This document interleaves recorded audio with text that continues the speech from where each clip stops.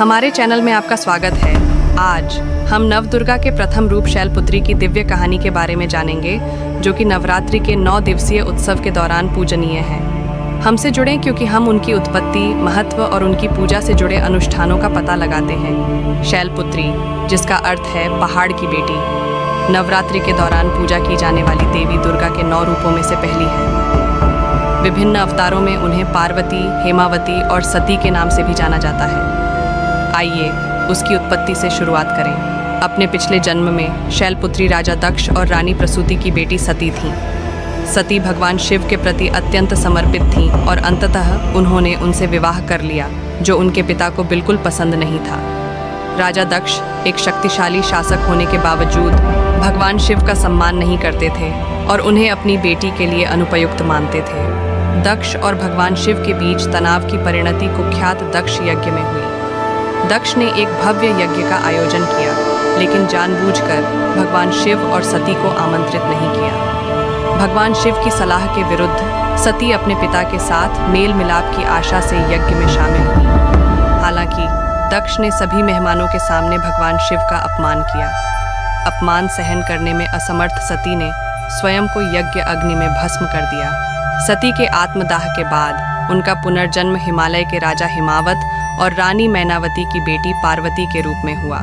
इसलिए उनका नाम शैलपुत्री रखा गया, जिसका अर्थ है पहाड़ की बेटी। इस नए जीवन में उन्होंने भगवान शिव के साथ पुनर्मिलन के लिए गहन तपस्या की और अंततः उनसे दोबारा विवाह किया। शैलपुत्री को एक बैल पर सवार, अपने दाहिने हाथ में त्रिशूल और बाएं हाथ में कमल पकड़े हुए दिखाया गया है। नंदी नाम का बैल धर्म या धार्मिकता का प्रतीक है।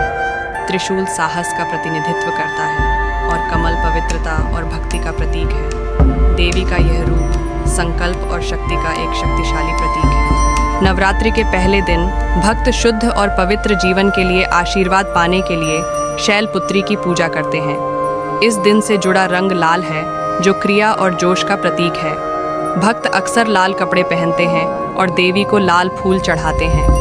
इस दिन अनुष्ठान आमतौर पर कलश स्थापना या घट स्थापना से शुरू होते हैं, जहां देवी की उपस्थिति का आह्वान करने के लिए एक मिट्टी का बर्तन रखा जाता है।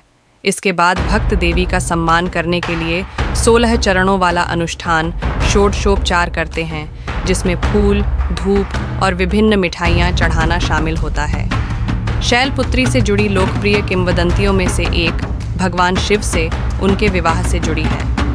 पार्वती के रूप में उन्होंने भगवान शिव का ध्यान आकर्षित करने के लिए कठोर तपस्या की। उनकी भक्ति से प्रभावित होकर भगवान शिव ने उन्हें अपनी पत्नी के रूप में स्वीकार कर लिया। यह कहानी दृढ़ता, भक्ति और दिव्य प्रेम के विषयों पर प्रकाश डालती है। आज की दुनिया में शैलपुत्री की कहानी कई लोगों के लिए प्रेरणा का काम करती है। सती से पार्वती तक की उनकी यात्रा परीक्षणों और कष्टों को सहन करते हुए लचीलेपन और भक्ति का उदाहरण देती है।